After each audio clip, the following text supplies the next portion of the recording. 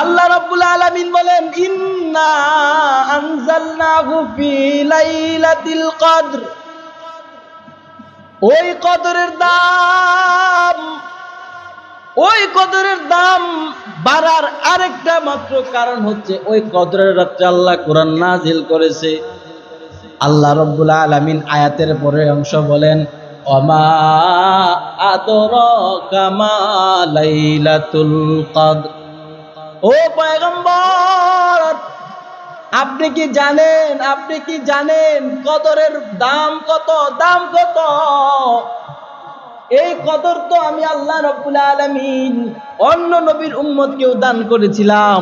এরকম ভাবে একটা কিতাবের মধ্যে পাওয়া যায়, এই কদরের রাত্রে আপনার আমার আদি পিতা হযরত আদম আলাইহিস সালামকে আল্লাহ রাব্বুল আলামিন সৃষ্টি করেছেন এই কদরের রাত্রে। শুধু তাই নয়, এই কদরের রাত্রে আল্লাহ রাব্বুল আলামিন বনি ইসরাইল গুনাহ করছে। এই গুনাহ করার কারণে যখন আল্লাহ রাব্বুল আলামিনের রহমত থেকে তারা নিরাশ হয়ে গেছে, তারা তওবা করতেছে। আল্লাহ রাব্বুল আলামিন এই কদরের রাত্রে ওই বনি ইসরাইলের তওবা কবুল করছে। এই কদরের রাত্রে বনি ইসরাইলের তওবা আল্লাহ রাব্বুল আলামিন কবুল করে নিয়েছে। শুধু তাই নয়, হযরত ঈসা আলাইহিস সালাম আসমানে আল্লাহ রাব্বুল আলামিন তুলে নিছে। ওই দিনটা, ওই রাতটাও ছিল শবে কদরের রাত। কিসের রাত? শবে কদরের রাত। এক বর্ণনায় পাওয়া যায়, ঈসা পয়গম্বরকে আল্লাহ রাব্বুল আলামিন দুনিয়াতে পাঠাইবেন। উনি আল্লাহর কাছে দোয়া করছেন, আল্লাহ আপনি আপনার হাবিব পয়গম্বর মুহাম্মদ সাল্লাল্লাহু আলাইহি সাল্লামের উম্মত বানান। আমি নবী হইয়া আপনার হাবিবের উম্মত হতে চাই, আপনার হাবিবের উম্মত আমারে বানায়া নেন। আল্লাহ রাব্বুল আলামিন উনার দোয়া কবুল করছে। মুফাসসিরিনে কেরামগণ বলেন, কিয়ামতের আগে হযরত ঈসা আলাইহিস সালামকে আল্লাহ রাব্বুল আলামিন দুনিয়াতে পাঠানোর অন্যতম আরেকটা কারণ হচ্ছে উম্মত হওয়ার সৌভাগ্য অর্জন করবেন। আরেকটা কারণ হচ্ছে উনি আসবেন এই শবে কদরের ফজিলত হাসিল করার জন্য। শবে কদরের ফজিলত হাসিল করার জন্য হযরত ঈসা আলাইহিস সালাম কোথায় আসবে? দুনিয়াতে আসবে। তো ফজিলতের শবে কদর যে এত দামি, এটা আমার জবান দিয়ে আপনাদেরকে বুঝাইতে পারবো না। এটাই বলতে পারি, নবী দুনিয়াতে আসবে কি এর জন্য? শবে কদরের ফজিলতের জন্য। এ পয়গম্বর, ওমা আদরাকা মা লাইলাতুল কদর, আপনি কি জানেন ওই কদরের দাম কত? আল্লাহর রাসূল জিবরাইল আলাইহিস সালামকে জিজ্ঞাসা করে, জিবরাইল বলো এই শবে কদরের দাম কত? আয়াত নাজিল হওয়ার পরে জিবরাইল আমাকে জিজ্ঞাসা করে, আল্লাহ বলছেন মিন আলফি শাহর, মানে হচ্ছে 1000-এর চেয়েও বেশি। বলে বেশিটা কত? জিবরাইল আমিন কো, ও পয়গম্বর, আল্লাহ যেহেতু বলছে 1000-এর চেয়েও বেশি, এই চেয়েও বেশি কতটুকু হতে পারে আমি জিবরাইলেরও ধারণা নাই। 1000-এর চেয়েও বেশি কত বেশি হতে পারে এটা আমি জিবরাইলেরও কি নাই, ধারণা নাই। বলে শুধু যদি এক বছর, শুধু যদি এরকম ভাবে কেউ যদি 1000 মাসও ধরে, তো তার 83 বছর কয় মাস? 4 মাস। এখানে 83 বছরের কে আছেন? হাত তুলেন দেখি। 83 বছর হয়েছে? দাড়ি পেকে গেছে, 83 বছর হয় নাই।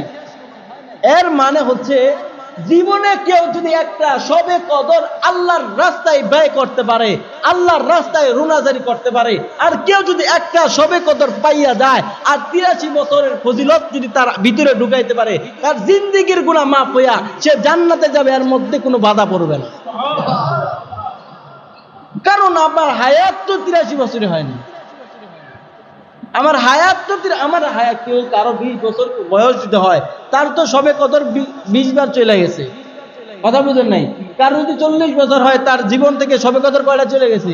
40টা চলে গেছে। 40টা শবে কদর চলে গেছে, কিন্তু একটা শবে কদর আপনি কাজে লাগাইতে পারলেন না। আপনার মতো হতভাগা কেউ হতে পারে না। শবে কদর পাওয়ার আরেকটা মাধ্যম আল্লাহর রসুল বলেন, আল্লাহর রসুল নিজেও শবে কদর পাওয়ার জন্য সারা মাস ব্যাপী ইতিকাফে বসছেন। কথা বলতেন না মনে হয়? সারা মাস ব্যাপী, একদম রমজানের আউয়াল রমজান থেকে শুরু করে আখের রমজান তক, শেষ রমজান পর্যন্ত আল্লাহর রসুল ইতিকাফে বসছে। তো সাহাবায়ে কেরাম তো আল্লাহর রসুলকে ভালোবাসে, উনারাও বসছে, আল্লাহর রসুলও বসছে, সাহাবায়ে কেরাম বসছে। সারা মাস মসজিদের মধ্যে কেউ 16 রমজান, 17 রমজান, 17 দিন, 18 দিন, 20 দিন, এরকম ভাবে কেউ কেউ থেকে চলে যেতে চায়, কারণ আর ভালো লাগতেছে না। আল্লাহর রসুল সাহাবায়ে কেরামদের কি বলতেছে, ও সাহাবায়ে কেরাম, তোমরা 16 দিন, 17 দিন, 20 দিন আমার সাথে ইতিকাফ করলা, বলো এখন তোমরা কেন এখান থেকে চলে যাইতেছ? আল্লাহর রসুল বলেন, তোমরা এমন সময় চলে যাও না, কারণ হচ্ছে রমজানের শেষ দশকে বেজুর রাত্রে গুলোতে, বেজুর রাত আল্লাহর রসুল, এটা আল্লাহ রসুল আরেক সাহাবী বলছে, রমজানের শেষ দশকের মধ্যে তোমরা শবে কদর পাইয়া যাইবা, অতএব আগে তোমরা চলে গেলা কেন? আগে তোমরা কেন চলে গেলা? শেষ তো চলে আসছে, এই কয়েকদিন তোমরা মসজিদে আসো, মসজিদে আসার পর তোমরা ইতিকাফে বসো। আর ইতিকাফও কেউ যদি নিয়ত করে আমি সারাদিন কাজ করে ইতিকাফে বসতে পারবো না, সে সুন্নতি ইতিকাফের নিয়ত করতে পারে। ইতিকাফ তো কয়েক প্রকার, কেউ যদি সুন্নতি ইতিকাফের নিয়ত করে, যেমন সারাদিন আমি কাজ করলাম, সমস্যা নাই, তো মাগরিবের সময় আইসা মসজিদে ঢুকবো, ফজর পর্যন্ত থেকে আবার চলে যাবো, তো সেও ইতিকাফ, তারও ইতিকাফ হয়ে যাবে। কথা বুঝেন না মনে হয়? এটা কি ইতিকাফ? সুন্নতি ইতিকাফ। কেউ মাগরিবের সময় কোথায় ঢুকবে? মসজিদে ঢুকবে, আবার ফজরের সময় বাইর হয়ে যাবে, তো সেও যদি রাত্রে বেলা ইবাদত করে, সেও শবে কদর পাওয়া যাবে। কথা বুঝেন নাই? সেও শবে কদর পাওয়া যাবে। এত কঠিন না, বুঝতে পারলে অনেক সহজ। তো যেটা বুঝাইতে চাইছিলাম, আল্লাহ রাব্বুল আলামিন এত ফজিলত একটা রাত্রের মধ্যে দান করছে, একটা রাতের মধ্যে এত বড় ফজিলত দান করছে, যে আল্লাহ বলছে যে একটা রাত, মাত্র একটা রাত। যে আমরা মাঝে মধ্যে যদি ঢাকায় যাই, মাহফিল শেষ করে দেখি নাইট গার্ড রাস্তার মধ্যে দাঁড়ায় বাঁশি ফোয়ায়, তো উনাদের বেতন ম্যাক্সিমাম 15, বেশি থেকে বেশি 20,000। তো উনি কি এক রাত জাগতেছে নাকি এক মাসে 30 রাত জাগতেছে? কথা বোঝেন না মনে হয়? 30 রাত জাগতেছে, সারা মাস না ঘুমাইয়া সে কয় হাজার টাকা পায়? 20,000 বা 15,000 টাকা পায়। সারা রাত কি করে সজাগ থাইকা। তো উনি সারা রাত জাগতেছে দুনিয়ার আংশিক কিছু কামাইয়ের জন্য। আল্লাহ সারা রাত জাগতেছে, সারা মাস জাগতেছে, বছর জাগতেছে, এটা দিনের রাত্রে তার ঘুম নাই, তার ডিউটি রাত্রে। আর আল্লাহ তো বলেন নাই যে সারা রাত, এরকম ভাবে সারা মাস তোমরা রাত জাগো, সারা বছর তোমরা রাত জাগো, এ কথা বলছি আল্লাহ। ইয়া আইয়ুহাল মুজাম্মিল কুমিল লাইলা ইল্লা কলিলা, আল্লাহ বলেন, ও পয়গম্বর, হে চাদরওয়ালা, হে এরকম ভাবে চাদরওয়ালা, বস্তাওয়ালা, কেউ কেউ বলেন বস্তাওয়ালা। এর মানে হলো আল্লাহ রাব্বুল আলামিন পয়গম্বরকে কখনো সরাসরি বলতো না ইয়া মুহাম্মদ। যখন আল্লাহর রাসূল যে অবস্থাতে থাকতো, তখন সেই অবস্থাতে আল্লাহ ডাক দিত। কেউ কখনো বন্ধু, একক সময় একক করে, যেমন যখন ইয়া আইয়ুহাল মুদাসসির, ইয়া আইয়ুহাল মুজাম্মিল, কুরআনে আল্লাহ রাব্বুল আলামিন এক এক সময় একক নামে আল্লাহ রাসূলকে আল্লাহ ডেকেছেন। তো আল্লাহর রাসূল ডাইকা বলতেছে, হে চাদর আবৃতওয়ালা বা হে বস্তাওয়ালা।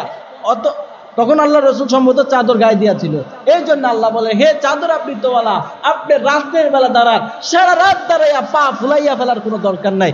আপনি রাতের 1/3 সময়, 4 ভাগের 1 ভাগ আমি আল্লাহর দরবারে দাঁড়ায় যান। তো সারা রাতের কথা বলছে, সারা রাত্রের কথা বলে নাই।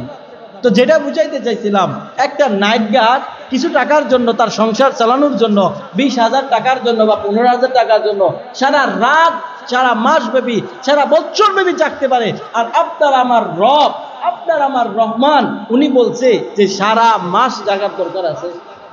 কথা বলেন না? সারা মাস জাগার দরকার নাই, সারা মাস জাগার কোনো দরকার নাই। কারণ আপনি মসজিদের মধ্যে ইতিকাফে বসলেন, ইতিকাফে বইসা সারা দিন নামাজ পড়তে হবে, এটাও কিন্তু কিনা কথা নয়। আপনি মসজিদের মধ্যে আসছেন, মসজিদের মধ্যে আপনি ইতিকাফের নিয়ত নিয়ে বসবেন, বৈশা থাইকা দেওয়ালের দিকে চাইয়া থাকলেও সব, কারণ আপনার নিয়ত কিসের? ইতিকাফের নিয়ত করছেন। তা আপনি মসজিদে যতক্ষণ অবস্থান করবেন ততক্ষণ পর্যন্ত আপনার আমল নামে সব হতেই থাকবে। তো আপনার এখন তো কেউ ইতিকাফে বইতেছে না, এমন এমন এলাকা আছে টাকা দিয়ে মানুষ ইতিকাফে বসায়। কথা বুঝেন না মনে হয়? টাকা দিয়ে কই বহায়? ইতিকাফের মধ্যে বসায় টাকা দিয়া, মানে যে বইছে ওর জান্নাত দরকার আছে, যারা টাকা দিয়ে বসাইছে মানে আযাব দূর কর তাড়াতাড়ি, নিজের কান্দের মধ্যে আনার দরকার নাই, টাকা দিয়ে হইলেও আরেকজনের কান্দ দে। কথা বুঝতে পারছেন? এ হচ্ছে আপনার আমার ইমানের অবস্থা। তো যেটা বলতে চাইছিলাম যে আমরা যারা পুরুষ আছি তারা তো মসজিদে বসতে পারি, আর আমরা আমাদের মা বোন যারা আছে তাদের জন্য ঘরের মধ্যে ব্যবস্থা করেন।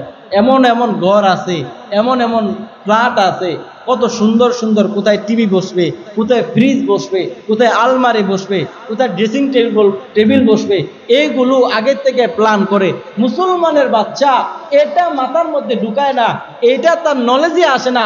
আমি যে মুসলমান, আমার ঘরের এক কোনায় নামাজের একটা জায়গা বানাই। কয়জন মুসলমানের ঘরে আছে নামাজের আলাদা একটা জায়গা? কয়জন মুসলমানের ঘরে আছে? অথচ আল্লাহ রাব্বুল আলামিন কোরআনে বলছে যে কোনো জায়গার মধ্যে যদি কেউ সেজদার জায়গায় বানায়, কোনো জায়গার মধ্যে যদি কেউ সেজদার জায়গা বানায়, আল্লাহ রাব্বুল আলামিন তার নাম এরকম ভাবে আসমানের লিস্ট তুলে নেয়, তার নাম লিস্টে তুলে নেয়। ওয়াল্লাযীনা ইয়াবিতুনা লিরাব্বিহিম সুজদাও ওয়া কিয়ামা, যেই জায়গার মধ্যে কোন মানুষ যদি সেজদার একটা জায়গা বানায়, আল্লাহ রাব্বুল আলামিন তার নাম আসমানের মধ্যে লিস্ট করে নেয়। তো যেটা আল্লাহর রাসূল সাল্লাল্লাহু আলাইহি সাল্লাম সাহাবায়ে কেরামদেরকে বলতেছেন, ও সাহাবায়ে কেরাম, মান কামা লাইলাতুল কদর ঈমানাও ওয়া ইহতিসাবা গুফিরা লাহু মা তাকদ্দামা মিন যামবি। ও সাহাবায়ে কেরাম শুনো, কোন উম্মত যদি ঈমান বিশ্বাস লইয়া কেউ যদি রাত্রের বেলা, সবে কদরের রাত্রের বেলা দাঁড়ায়া যায়, আমি পয়গম্বর ঘোষণা দিলাম আল্লাহ রাব্বুল আলামিন তার জিন্দেগীর সব গুনাহ খাতা মাফ কইরা তার ঠিকানা জান্নাত বানায়া দিবে, তার ঠিকানা জান্নাত বানায়া দিবে। ওই সবে কদরের রাত, ওই সবে কদরের রাত, আমি আপনার ঈদের দিন তো ঈদুল আযহা আর ঈদুল ফিতর, কেউ কেউ লিখেন সবে কদরের রাত ফেরেশতাদের ঈদের রাত। সুবহানাল্লাহ বলেন। ফেরেশতাদের ঈদের রাত, সবে কদর যখন চলে আসে, আল্লাহ রাব্বুল আলামিন ফেরেশতাদেরকে বলে, ও ফেরেশতারা যাও যাও, তোমরা আমার ওই মুমিন বান্দার সাথে তাড়াতাড়ি যাইয়া মুআনাকা করো, তার সাথে বইসা তুমি তার জন্য মাগফিরাত কামনা করো। কথা বুঝেন নাই? ফেরেশতা পাঠায়া দেয় আপনার জন্য আল্লাহর কাছে কি করার জন্য? মাগফিরাত করার জন্য। আর ফেরেশতা যখন আয়েশা দেখে আল্লাহর কোনো বান্দা সেজদার মধ্যে পইরা রইছে, আল্লাহর কোনো বান্দা এরকম ভাবে তাসবিহ জপতেছে, আল্লাহর কোনো বান্দা এরকম ভাবে জিকির করতেছে, কেউ কেউ আল্লাহর কোরআন তেলাওয়াত করতেছে, কেউ কেউ মুনাজাতে কান্না করে, আল্লাহর রাসূল বলেন, ও সাহাবীরা শুনো, ওই অবস্থাতে আল্লাহ রাব্বুল আলামিন ফেরেশতাদেরকে নিয়ে গর্ব করে আর বলো, ফেরেশতারা তোমরা বলছিলা বান্দা বানায়েন না, মানুষ বানায়েন না, মানুষ বানাইলে তারা পেশাব করবে, রক্তপাত ঘটাইবে, দুনিয়ার মধ্যে আকাম করবে। ও ফেরেশতারা শুনো, তোমরা তো আমার ইবাদত করো, কারণ তোমরা তোমাদেরকে ইবাদতের জন্য বানাইছি, তোমাদেরকে আমি আল্লাহ স্বাধীনতা দেই নাই, কারণ তোমরা গুনাহ কি তা তোমরা চিনো না। ফেরেশতারা কি গুনাহ চিনে? গুনাহ করতেও জানে না। আল্লাহ রাব্বুল আলামিন ফেরেশতাদেরকে এরকম ভাবে স্বাধীনতা দেন নাই, গুনাহ করার মতো মস্তিষ্কের মধ্যে কোনো গুনাহ নাই। কিন্তু আপনার আমার মেজাজের মধ্যে আল্লাহ রাব্বুল আলামিন গুনার খাহেশ দিয়েছেন, আবার জান্নাতের স্বাদও ঢুকায়া দিয়েছে, জাহান্নামের ভয় ওটাও দেখায়া দিয়েছে। এখন বলছে ফারিকুম ফিল জান্নাহ ফারিকুম ফিস সাইর, বান্দা ইচ্ছা করলে জান্নাতের দিকে যাইতে পারো, বান্দা চাইলে তুমি জাহান্নামের দিকে যাইতে পারো, কোনো বাধা নাই।